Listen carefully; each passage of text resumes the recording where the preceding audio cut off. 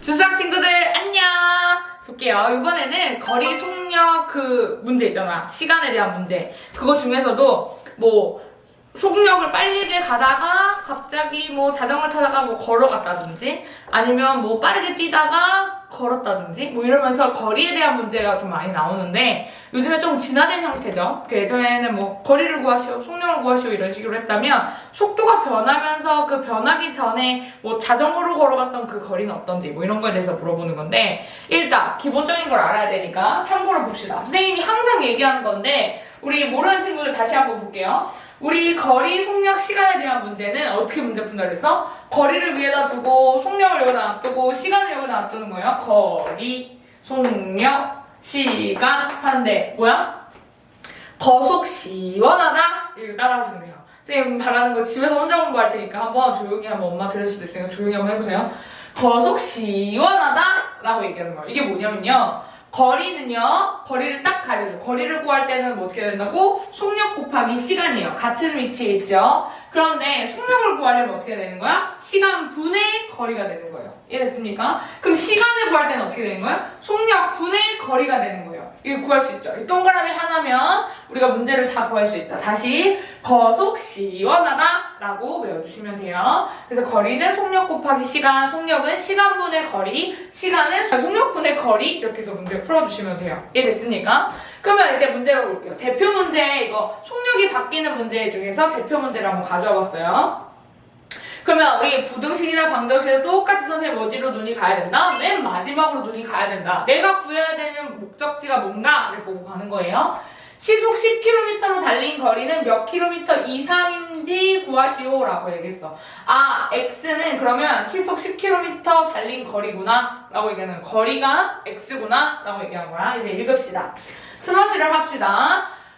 집에서 18km 떨어진 도서관까지 됐니? 그럼 여기서 어떻게 해야 돼? 그래프를 그립시다. 어떻게?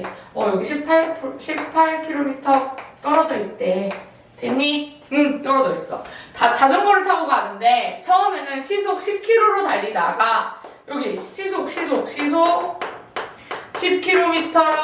달리다가 자전거로 그치? 그래 도중에는 6km로 달렸어. 시속 6km로 달렸어.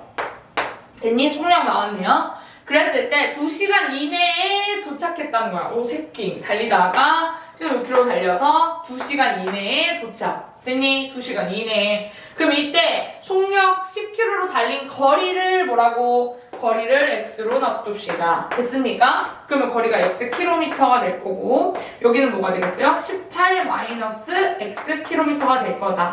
됐습니까? 그 많은 애들이 어떻게 하냐면 이걸 알고 있으면서도 x, y로 두는 애들이 있다? 그렇게 하면 안 돼. 왜? 첫 번째에서 알려준 거 뭐야? 하나를 x로 주면 하나는 18-x로 둬야 돼? 라고 힌트를 준 건데 그걸 싹 다 까먹고 어떻게 한다? 이걸 그냥 y로 둬버리면 문제가 풀리지가 않겠죠. 됐습니까? 그래서 최대한 미지수의 수는 줄여주는 게 제일 첫 번째 키포인트야. 이해됐어요? 그래서 x, 18-x, 여기 속력, 그럼 여기는 거리가 나온 거고 여기는 속력이 나온 거고 그 여기도 거리가 나온 거고 여기도 속력이 나온 거야. 됐어요? 그러면 여기 부분의 시간과 여기 부분의 시간을 더했더니 몇 시간 이내? 2시간 이내. 됐습니까? 선생님 이거요 분으로 보는 거예요? 시간으로 보는 거 했을 때 여기 속력으로 맞춰주시면 돼요.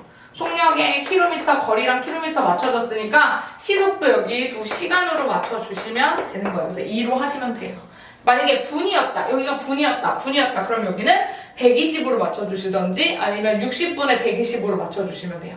이해됐습니까? 그래서 밑에 보시면요 어떻게 되면 시간, 킬로미터, 2시간 단위가 맞춰졌으니까 이제 식으로 만들어주면 되겠다.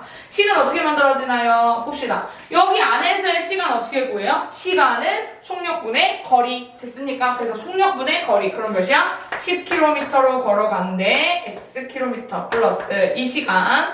그리고 여기는요 6km 시속으로 걸어갔는데 기간은 18-x 만. 이게 몇이다? 2시간 이내로 도착해야 된다 라고 생각해 주시면 돼요. 이해됐습니까? 여기서 제일 중요한 게 뭐냐면요.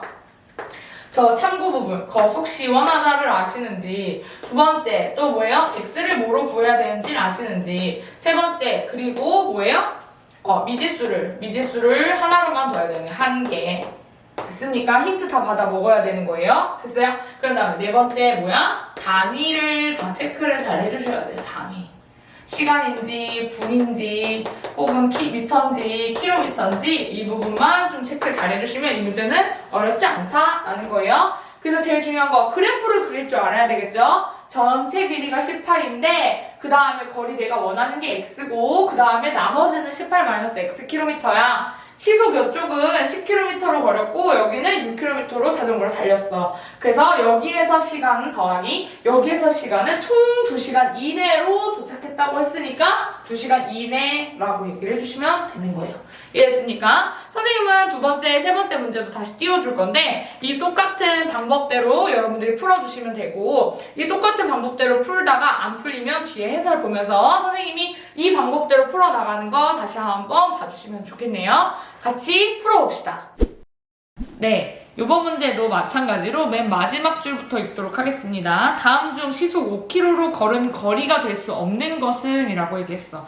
그러면 시속 5km로 걸은 거리에 대한 부등식을 한번 찾아봐야 되겠지? 그러면 5km로 걸은 거리가 x가 될 수밖에 없겠다라는 거예요. 한번 볼게요. 첫 번째 줄 A지점에서 B지점까지 가는데 6km가 걸립니다. 총 거리 6km. 됐어요?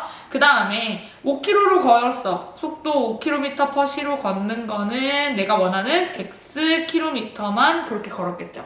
이해됐어요? 그 다음에 나머지 6-x 킬로미터를 몇 킬로미터/sh로 걸었대요? 3km/sh로 걸었대요. 됐습니까? 아까 전에 문제랑 똑같다.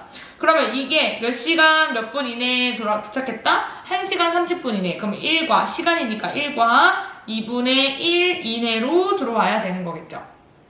이해되세요?